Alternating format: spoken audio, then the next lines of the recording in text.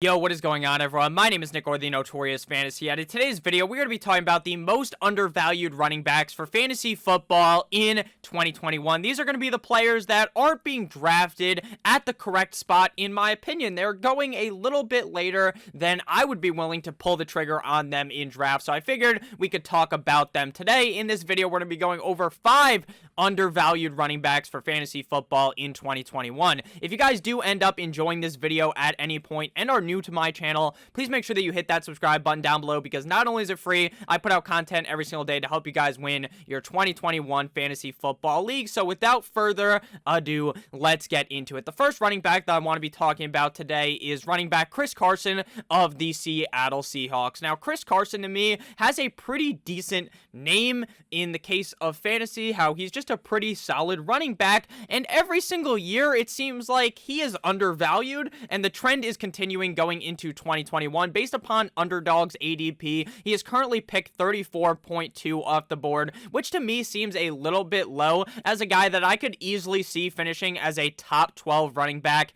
in 2021. In 12 games last year, he finished as running back number 19 in PPR, 17.5 PPR, and running back number 16 in standard. Though, when you dive a little bit deeper and look at it from a points per game perspective, he was much better. From a points per game perspective, he was running back 14 in PPR, 14.5 PPR, and running back 13 in standard, meaning he averaged 15.6 PPR points per game, 14.1 half PPR points per game, and 12.6 standard points per game. So the reason why I bring up the points per game perspective in pretty much every single video is because some guys, they'll finish pretty low at running back or wide receiver, but it's because they ended up getting hurt. And if they are not a player that's necessarily injury prone, then you shouldn't really worry about that too much and try to look more at the points per game perspective, because when Chris Carson was healthy on the field, the Seattle Seahawks were moving the ball by running the ball with Chris Carson, as well as the fact that he does have some receiving upside. Now, in the offseason, the Seattle Seahawks basically did nothing to put a running back 2 behind Chris Carson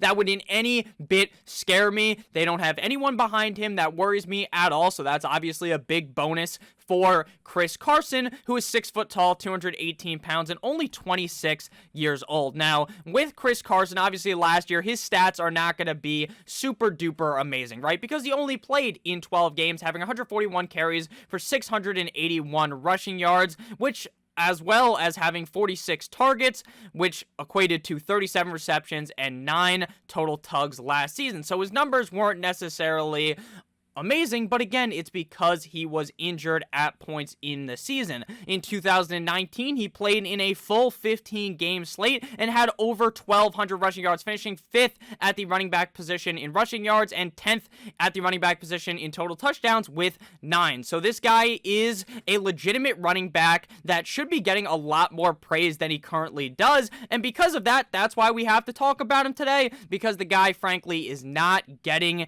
the amount of talk up that he should be having. Now, in his past, he has had injuries in the past. He had a hip sprain in 2018 and a shoulder sprain in 2019, as well as a hip fracture in 2019, but he barely missed any games for that, only missing 3 games from 2018 to 2019. Last year, he had an MCL sprain in week 3, but he didn't miss any games for that, only missing 4 games for his mid-foot sprain week 7 of 2020. So, while Chris Carson has gotten some slight injuries, it's not like he tore his ACL or something where you're really worrying about that too much going into the 2021 NFL season. Another big plus with Chris Carson is the fact that that dumb bastard Pete Carroll just wants to continue to chew on his gum and run the fucking football, because even with Russ cooking it up like Stephen Curry, even with Russell Wilson dropping a deuce on these defenses, they fail, or Pete Carroll fails to realize that they need to be throwing the ball more, and Chris Carson is just going to see a bunch of touches on the ground, as well as some solid receiving work as well, which is good for PPR and half PPR leagues.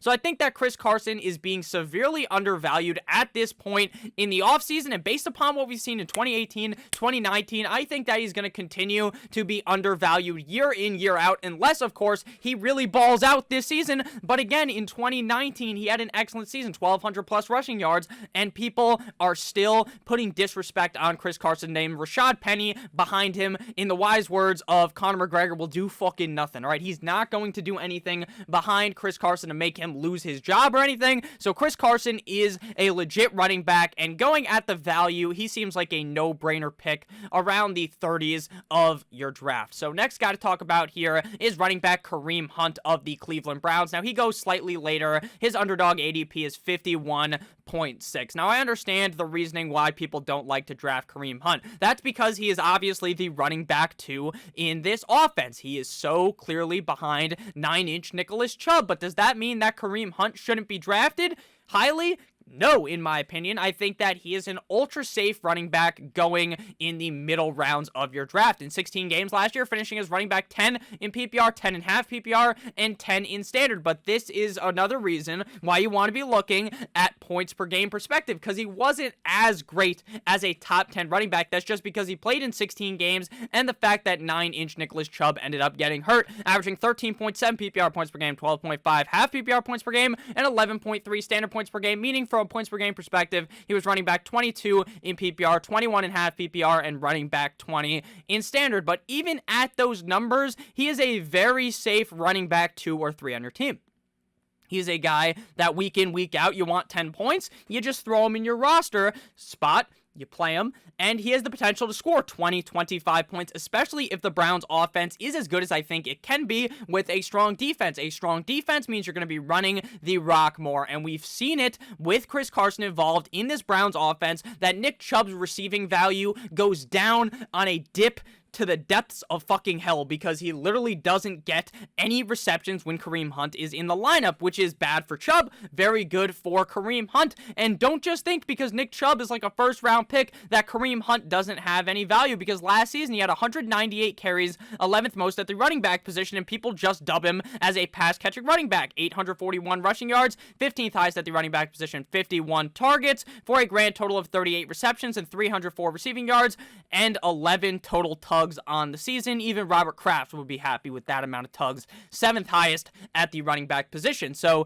Kareem Hunt, yet again, being undervalued. Now, if you're shooting for some immense upside at that pick, I don't think necessarily Kareem Hunt has the huge amount of upside unless Nick Chubb was to get injured. But if you're talking about safety, you're trying to wear a Trojan into your fantasy draft, go ahead and draft Kareem Hunt in the middle rounds, because you're going to feel very safe with him. And if something was to happen with Nick Chubb, he was to go down, knock on wood, obviously we don't hope for injuries, but then Kareem Hunt is flying into a top 10 spot every single week in my running back rankings. Next player up on the docket is Mike Davis, running back formerly of the Carolina Panthers, now of the Atlanta Falcons. His current underdog ADP is 51.0, and that's much higher than I was seeing on a lot of other websites, because a lot of people are worried a little bit about Mike Davis, because they obviously don't really have a clear number 2 behind him. They drafted a couple of running backs, and I think that Hawkins could actually be pretty solid in the NFL, but it might take a couple of weeks, because Mike Davis is by far the best running back on this roster. He's a veteran, and he has proved in the past that he could legitimately be Christian McCaffrey light.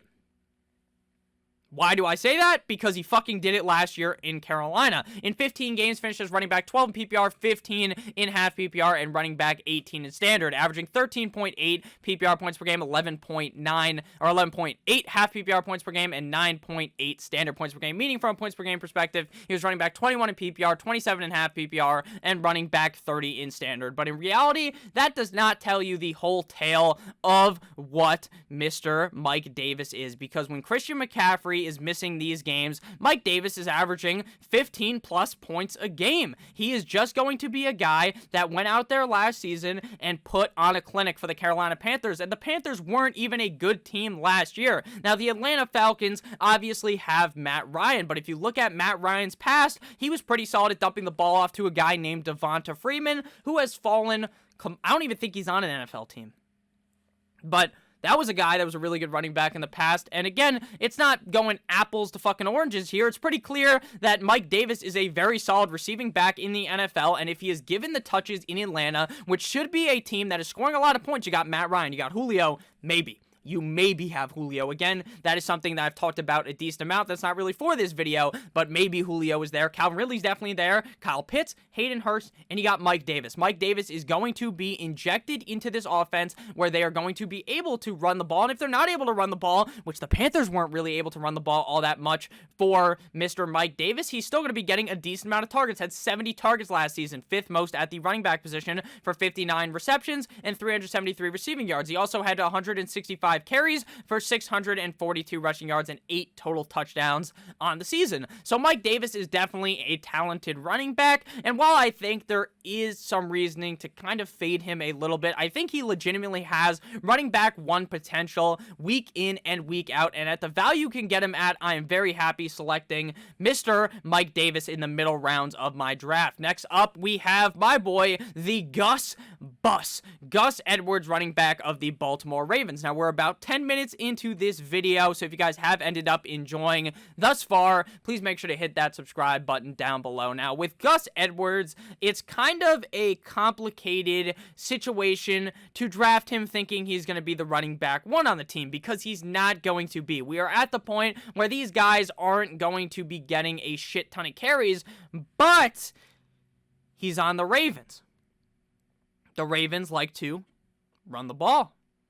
His underdog ADP is 114.5, so you're not drafting him inside of the top 10 rounds. You're drafting him as a upside handcuff, and his upside to me is very immense when you put a guy on a team, to me, that is very good team in the Baltimore Ravens, that likes to run the ball and has shown off talent in the past. Now, Gus Edwards finishes last year, obviously, they fucking suck because it was Gus Bus, it was Mark Ingram, and it was J.K. Dobbins. But obviously, now Mark Ingram out of the equation. He is in the Houston Texans uniform, so it's going to be Gus Bus and J.K. Dobbins in 2021. Last year in 16 games, finished as running back 37 in PPR, 35.5 PPR, and running back number 28 in standard, averaging 8 PPR points per game, 7.7 half PPR points per game, and 7.4 standard points per game, meaning from a points per game perspective, he was a measly running back 51 in PPR, 47.5 PPR, and running back 40 in standard. But this guy does have the talent to be getting a decent amount of carries. Now, he's not a guy that is a ultra efficient receiving back. He frankly does not get very many targets per game.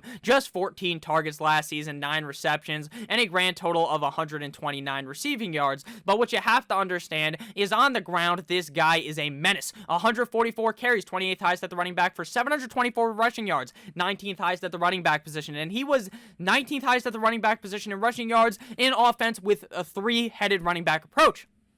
Until, obviously, Mark Ingram got yacked out of the lineup, and it was just Gus Edwards and J.K. Dobbins. So, what you have to understand is that Gus Edwards is not necessarily a guy that I'm screaming for you to reach up and draft, but if he falls to you later in the draft, to me, he is one of the best handcuffs in 2021 because of the offense he is in and of the talent and skill set that Gus Edwards ends up bringing to the table. Plus, if you are in a mega down bad situation, there's a lot worse running backs that you can be throwing out there that are running back 2 on a team on a weekly basis, even if Dobbins is not hurt, because I think he still could provide some alright value in certain games. I would not be surprised if Gus Edwards had multiple games where he outscored J.K. Dobbins this season. Does that mean that I don't want to draft J.K. Dobbins? No, I love J.K. Dobbins, but it's because they are a team that is going to run the ball so effectively game in and game out that it's almost impossible to not go ahead and draft Gus Edwards later, in my opinion, in your drafts. And final running back to talk about here, this is a guy that gets no clout. He's not even being drafted in most leagues.